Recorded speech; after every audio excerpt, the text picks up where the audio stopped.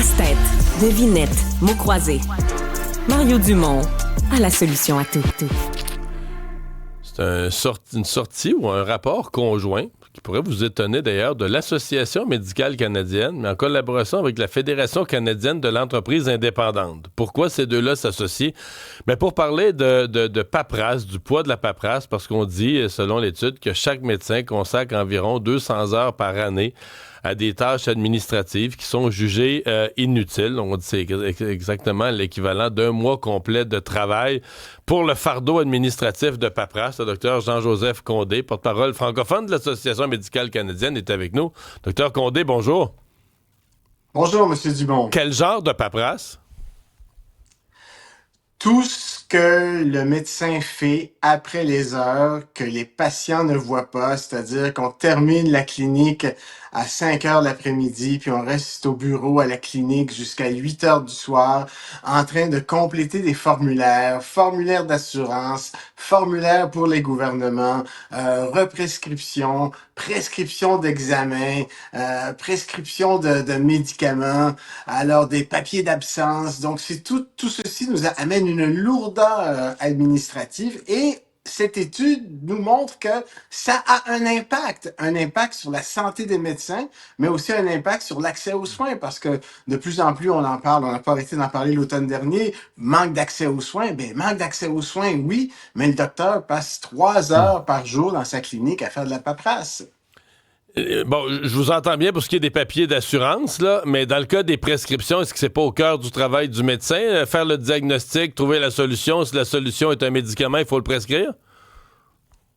Et c'est là qu'on pourrait être aidé, donc, par l'intelligence artificielle, par exemple. Il y a beaucoup de choses qui peuvent se faire au niveau clinique que le médecin n'est pas obligé toujours de le faire lui-même, donc qui pourrait être généré par des logiciels, parce qu'il faut absolument trouver une façon de réduire cette paperasse. Donc, si on parle des formulaires d'assurance, on pourrait avoir un formulaire unique. Là, actuellement, chaque compagnie d'assurance a son propre formulaire. Donc, tu viens pour remplir le formulaire, puis lui se remplit différemment. Lui, la case numéro 4, c'est pas la même réponse qu'il faut. Donc, c'est de la lourdeur. Pourquoi les compagnies d'assurance n'ont pas un seul formulaire unique qui se remplit de la même façon et qui éventuellement pourrait être rempli à partir du dossier médical. Lorsqu'on parle d'examens, donc on travaille avec des dossiers médicaux électroniques. Ces examens pourraient être prescrits immédiatement générés par le logiciel de dossier médical électronique. C'est pas en marche, l'intégration de l'intelligence artificielle. Je comprends que c'est nouveau dans tous les domaines, on l'intègre progressivement, mais ce que j'entends, c'est que c'est le cas pour les médecins aussi, non? C'est le cas et ça fonctionne, sauf qu'il y a seulement actuellement, l'étude nous montre que 28% seulement de nos médecins utilisent l'intelligence artificielle.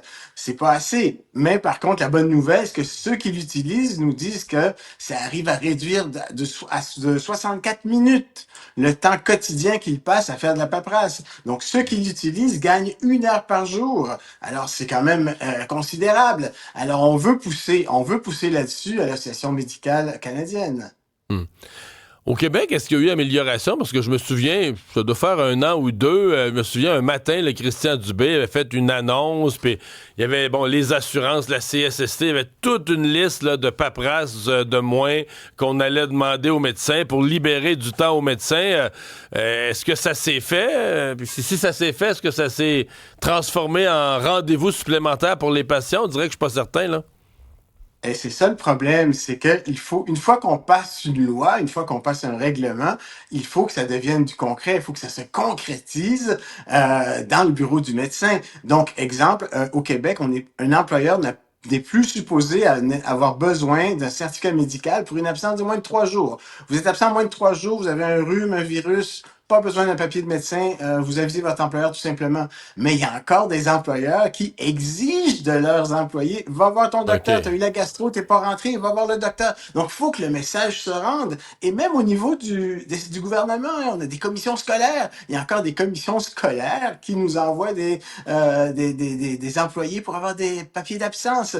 Donc, faut que le message se rende pour que ça puisse avoir un effet sur le terrain afin de libérer du temps médecin.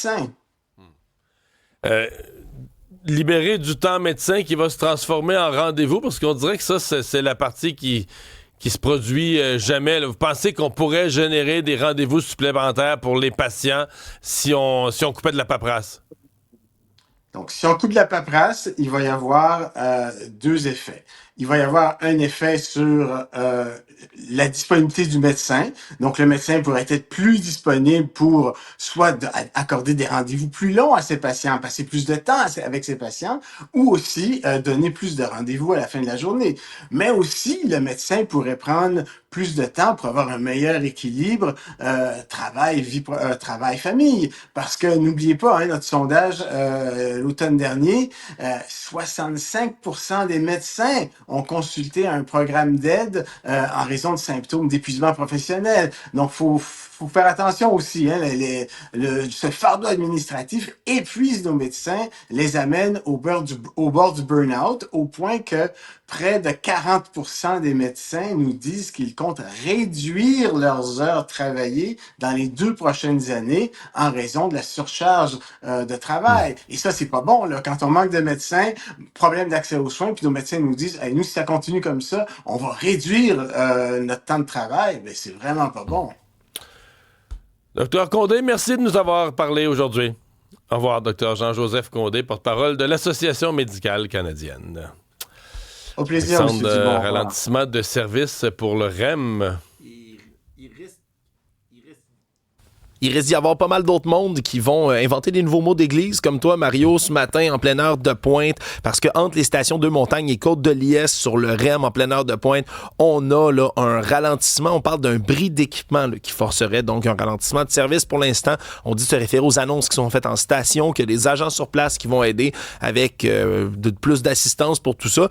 Mais c'est certain que c'est un énième bris là, pour le REM en période hivernale. On en rapportait déjà beaucoup. Vraiment pas facile. François Legault, donc, qui, on l'avait dit, les ministres qui se présenteraient à la chefferie ne pourraient pas rester ministres pendant la période de la course. Donc, François Legault a nommé des remplaçants pour Mme Fréchette, M. Drainville. Oui, parce qu'ils ont annoncé qu'ils se lançaient en fin de semaine. Donc, il faut remanier un peu tout ça. Et c'est des portefeuilles qu'on va confier à des gens qui sont déjà là, au sein du Conseil des ministres, là, qui vont donc cumuler là, diverses affectations. Benoît Charette fait son retour à l'environnement, lui qui a été ministre de l'Environnement du Québec là, quand même très longtemps. Donc, il était aux infrastructures. Donc, il va avoir infrastructure et environnement. Et environnement. Mais le gros morceau, c'était l'économie. C'est le ministère de Christine Fréchette. Jean Boulet, qui va cumuler donc son ministère du Travail et celui de l'Économie. Donc, ça va être eux deux qui vont reprendre le collier dans ce cas-là. Et la France qui se rapproche de l'Australie, là, de l'interdiction des réseaux sociaux aux jeunes. Oui, déjà qu'on avait là, certaines mesures, là, un peu comme on a au Québec pour interdire l'utilisation des téléphones cellulaires là, dans les écoles, dans les collèges. Maintenant, on veut être capable de l'étendre jusqu'au lycée. Mais là, on s'est rapproché là, avec une proposition de projet de loi qui est examinée aujourd'hui par l'Assemblée pour que les réseaux comme TikTok, Snapchat, Instagram là, deviennent interdits en bas de 15 ans. Ce qui s'arrimerait, oui, avec la législation de l'Australie qui est autour de 16 ans. Donc, est-ce que ça va marcher? Est-ce qu'on va être capable de mettre ça en place aussi? Parce que c'est toujours extrêmement compliqué là, au niveau de l'authentification. Ben, tout ça reste à suivre. Je voyais des premiers rapports en Australie qu'il y a des jeunes qui contournent, qui ont des VPN, qui font toutes sortes d'affaires. Oui, il y a quelques jeunes qui contournent. Météo, c'est froid encore? Oui, froid et neige. Un 5 à 10 cm supplémentaires sur le sud. La portion nord du fleuve, on est plutôt dans le 5 cm, mais il pourrait y avoir de la poudrerie le long du fleuve. Puis si on suit les voitures de trop proche aussi, là, la neige est poudreuse des fois folle, donc ça lève plus facilement. Moins 13 aujourd'hui. Les flocons devraient tomber jusqu'à demain. Et pour le reste de la semaine, les températures vont rester sous les valeurs saisonnières, mais quand même plus agréables que cette fin de semaine.